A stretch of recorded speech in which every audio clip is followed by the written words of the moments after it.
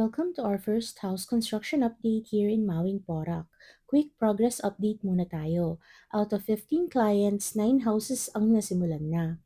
Slowly but surely, nakikita na natin na naging reality ang ating mga pangarap na bahay.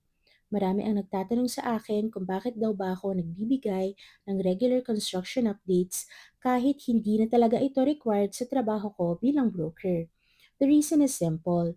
Una, ayokong mahasel kayo, lalo na kung OFW kayo or nasa malayo. Alam ko kung gaano kahirap bumiyahe or mag-utos pa ng kamag-anak para lang mag-check dito sa site. Pangalawa, gusto kong updated kayo palagi.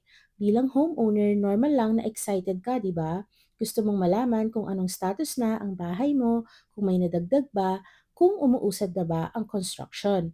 At panghuli, this is my personal way of taking care of my clients. Bilang real estate broker, hindi lang transaction ang tinitignan ko. Importante sa akin na alam ninyong may nagbabantay at may nag-aalaga sa investment ninyo. And I believe this is also one of the reasons why most of my clients trust me. Dahil masipag ako magbigay ng updates at talagang maalaga ako sa mga kliyente ko from reservation hanggang turnover and even after sales concerns. So rest assured, basta may progress sa bahay ninyo, automatic na makakatanggap kayo ng video updates mula sa akin.